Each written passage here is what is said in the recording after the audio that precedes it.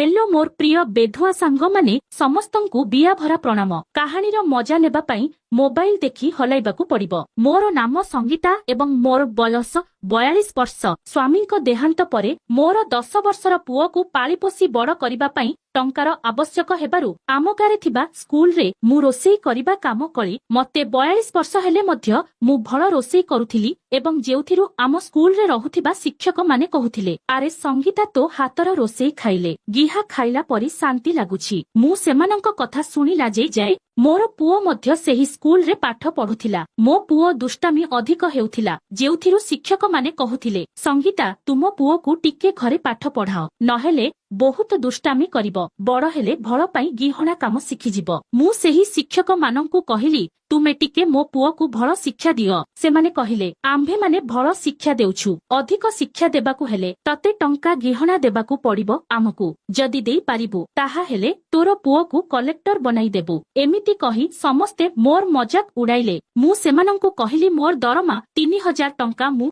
तुमको केमिति टंका देई परिबी। गोटे शिक्षक कहिला, आरे मु तोर पुओ को भल शिक्षा देबी जदि तू मो पई भल रोसेई एवं गिहणारे साहाଯ୍ୟ करिबु। मु सेमानंकु कहिली, दरकार नाही तुमर साहाଯ୍ୟ, मो पुओ को मु ही पाठ पढ़ारे साहाଯ୍ୟ करिबी। मु मुह तळकु करी चाली आसिली। मु घरको आसी भाबुथिली केमिति मो पुओ को भलरे पाठ पढ़ाइबा। मु चिंता करी मो स्वामीଙ୍କ कथा ही भाबुथाए। स्वामी बंचिथिला समयरे से कहुथिले, मो पुओ को बहुत पाठ पढ़ाइबी एवं पुओ को गोटे डॉक्टर करिबी। एबे केवल स्वामीଙ୍କ भल पाइबा एवं जेउ प्रकार गेहुथिले मु केबे भूलिबी नाही। सेतिकी बेलकु मो पुओ गोटे इराजी बही मो पाखको आनिला एवं कहिला, बोउ पाठ पढ़ारे टिके साहाଯ୍ୟ करे। मु पुओ को केमिति बुझाइबा, मते इराजी पाठ आसे नाही। मु पुओ को कहिली, आरे पुओ मु प्रथमे रोसेई करूछि, तापरे तते पाठ पढ़ारे साहाଯ୍ୟ करिबी। मु रोसेई घर को आसिली एवं भाबुथाए, मो पुओ पई जेमिति हेले मध्य गोटिए पाखुआ पुओटे खोजिबाकू पड़िबो, जिए कि मोर पुओ को भलरे पाठ पढ़ाई पारिबो।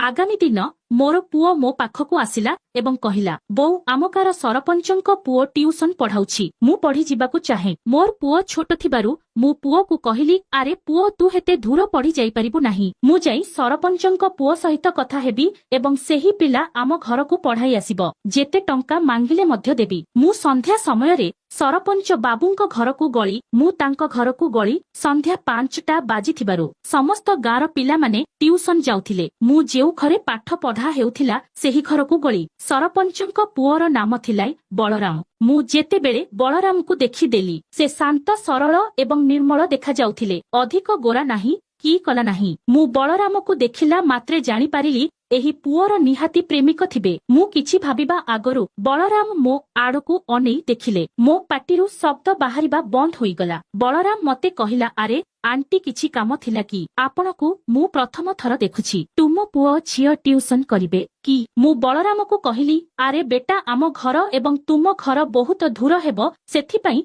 मो पुओ एथिकी पढ़ी आसु नाही। बलराम कहिला, ताहा हेले जेमिति करिबा आंटी। मु कहिली, मोर साहाଯ୍ୟ करि परिबो कि? गोटे दिन आम घर को आसी मोर पुओ को पाठ पढ़ाई पारिबो कि? बलराम कहिला, केते टंका देबो? मु कहिली, मोर स्वामी नाहंती, सेथि पई 200 टंका देई पारिबी, आउ किछि दरकार हेले कहि परिबो। बलराम कहिला, जदि तुम स्वामी नाहंती ताहा हेले त तुमर साहाଯ୍ୟ करिबाकू पड़िबो एवं तुम पुओ को भलरे पाठ पढ़ाई मु सकाळू किंबा संध्यारे तुम घर को पाठ पढ़ाई जिबी। मु कहिली, तुमे संध्यारे आसिले भल हेबो। मु घर को फेरी आसिली। एबे मते गिहा गेहिरे इच्छा आसिबाकू लागुथाए। मु मन को शांत करी एवं किछि समय सोई पड़िली। आगामी दिन स्कूल को गली एवं रोसेई करिली एवं हालिया होइथिबारु घर को चाली आसिली। संध्या बेलर समय थाए। मु पुओ को कहिली, आरे बेटा तू एबे रेडी हेइजा, तोर शिक्षक पाठ पढ़ाई आसिबे। पुओ कहिला, बोउ मु रेडी हेइकी अछि, देखिबु मु भलरे पाठ पढ़िबी। किछि समय परे बलराम आम घर को आसिला। मु चौकी देली बसिबा पई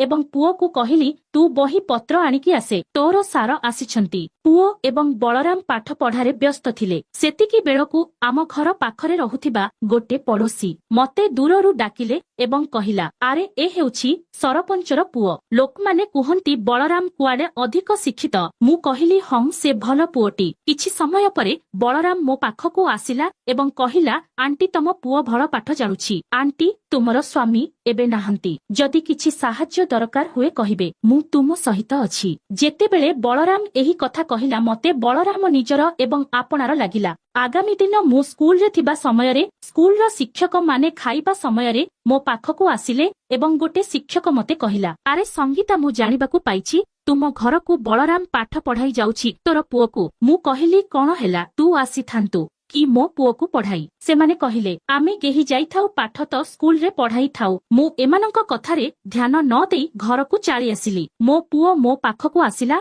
एवं कहिला बो आजी मते भल लागु नाही, मु आजी पढ़ी परिबी नाही। मु कहिली बलराम भाई आसिले कोन कहिबु। पुओ कहिला टिके पढ़ी देबी बो, तू टंका खर्च करी मते पाठ पढ़ाउछु। ठीक सेतिकी बेलकु बलराम आसिले एवं मते देखिला मात्रे कहिला तुम पुओ केउठी। मु कहिली से एठी थिला एबे। मो पुओ आसिला एवं बलराम मो पुओ को पाठ पढ़ारे साहाय्य कले। पुओ को भल लागु नथिबारु पुओ गोटे घंटा पढ़िला एवं सोइबा पई चाली गला। मु बलराम को पचारिली तुमे केउ चाकिरी करिब। बलराम कहिला मु शिक्षक हेबा पई चाहे। मु हसिली एवं कहिली आम स्कूल रो शिक्षक माने बहुत कॉमेडी करंती। बलराम कहिला मु जाउछि घर को। मु कहिली आरे मु चिकेन रांधिछि खाइकी जीव। बलराम कहिला आंटी मु चिकेन खाए नाही। मु कहिली कोन हेला कि चिकेन टिके भल लागे नाही। मु कहिली गोटे दिन खाइले कोन हेबो। बलराम कहिला ठीक अछि आंटी आजी गोटे दिन खाइबी। मु बलराम को खाइबा पई देली। बलराम खाइबा समय रे मते कहिला आंटी तुमको अंकलंक कथा मने पड़े कि नाही। मु सबुदिन तांको कथा ही भाबुठाए। तांकर भल पाइबा स्नेह किए देई परिबो नाही। बलराम कहिले मु तुमर दुख बुझी पारुछि। मु कहिली तुमे मोर दुख बुझी परिबो हेले